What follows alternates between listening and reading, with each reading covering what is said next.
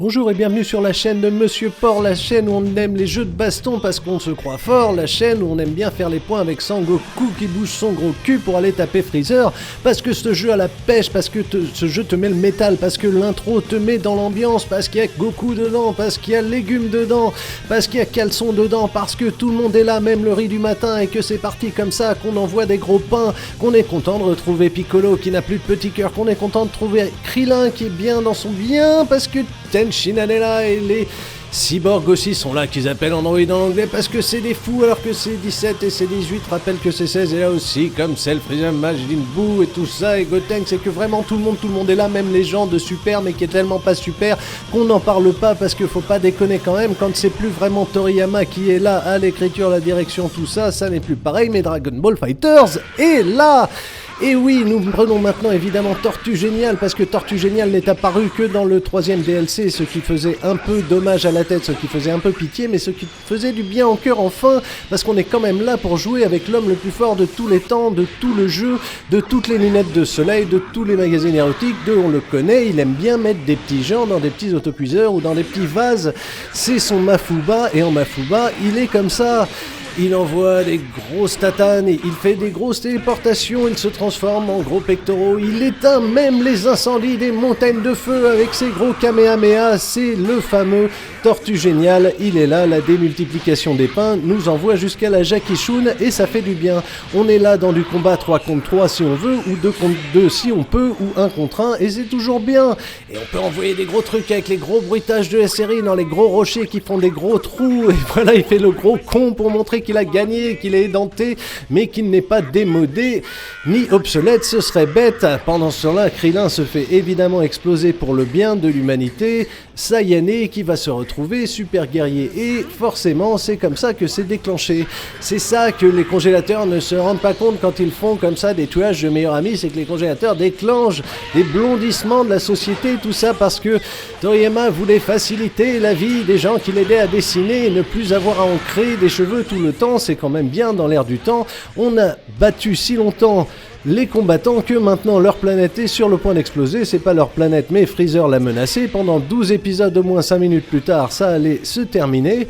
Et forcément, il est mauvais perdant, il refuse et il dit que non et qu'il ne peut pas laisser partir ça comme ça et qu'il ne va pas le laisser faire et qu'il ira bien en enfer pour avoir tenté d'exécuter son adversaire qu'il avait éclaté. C'est comme ça que ça se passe dans Dragon Ball FighterZ. On a des dramatiques finishes avec des belles poses du manga, de l'animé et on est déjà transporté dans un futur du passé où Trunks nous est revenu pour éclater le nouveau Freezer qui était toujours l'ancien mais que dans le jeu, ils n'ont pas mis le costume où il était réparé, donc forcément il a toujours son look d'avant d'être tranché en deux, mais que c'est pas grave, on va se dire que c'est normal, que c'est la vie et que c'est déjà pas mal que tous ces persos soient dans le jeu et qu'ils aient des moves aussi proches du dessin animé et qu'on ait une jouabilité qui soit à la fois très facile et très technique quand on va dans l'avancée, facile à maîtriser, difficile à compléter jusqu'au bout de la tranchette comme une petite charcuterie comme ça, on connaît, c'est comme ça qu'on faisait la fête.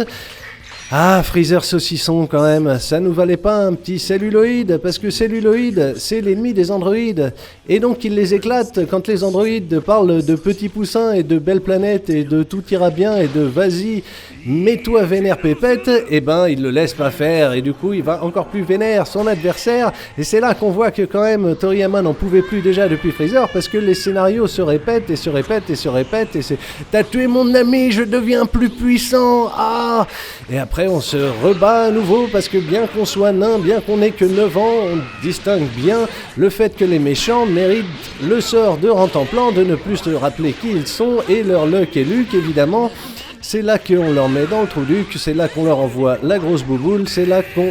les voit nous envoyer la grosse bouboule, qu'on va faire le duel de grosse énergie grâce à papa, et que dans ces 1 on se rappelle aussi du DBZ2 sur Super NES où on faisait des duels d'énergie comme ça, où on appuyait fort sur A parce qu'on n'avait pas de sel qui se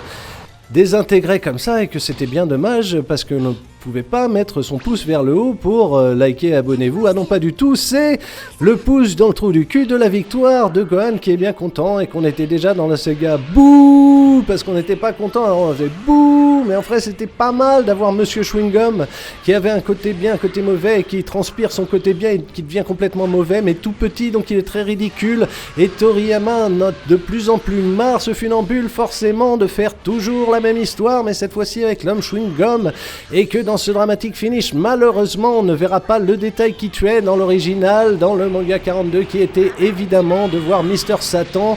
être le meilleur de tous les temps, comme lui rappelait notre héros, parce qu'il réussissait à distraire pendant 2 secondes ce gros con, et que ce sera pas cette fois-là qu'on le verra à l'intérieur du jeu de baston, ce qui est dommage parce qu'un peu de Mister Satan, ça met dans l'ambiance quand même. Ça rappelle que notre vanité n'est fait que pour nous désespérer, des fins pas très peaufinées, et pour la fin, je vous propose de revenir au début en fait, quand on avait un fameux Sangoku qui arrivait dans le Budokai Tenkaichi, à moins que ce soit le Tenkaichi Budokai, peu importe, enfin bref, le tournoi mondial des arts martiaux, et qui en était là à Sangoku contre Tortue Géniale, déguisé à l'époque en Jackie Chun. Là non plus, on n'avait pas le déguisement dans le jeu, mais c'est déjà pas mal qu'on puisse faire cet affrontement. On peut dire merci au DLC, bien qu'ils aient été retardés. On était joyeux de pouvoir enfin faire du mal aux vieux, parce que c'est comme ça que ça se passe dans la vraie vie du Dragon Ball. On fait mal aux vieux, mais après on s'envole sur un dragon comme dans les génériques, et que forcément ça nous donne la trique, et qu'on va jusqu'en Afrique, et que pourquoi pas. En tout cas, ce jeu-là, il me plaît beaucoup, et vous me direz ça, et merci beaucoup de m'avoir écouté, à la prochaine fois.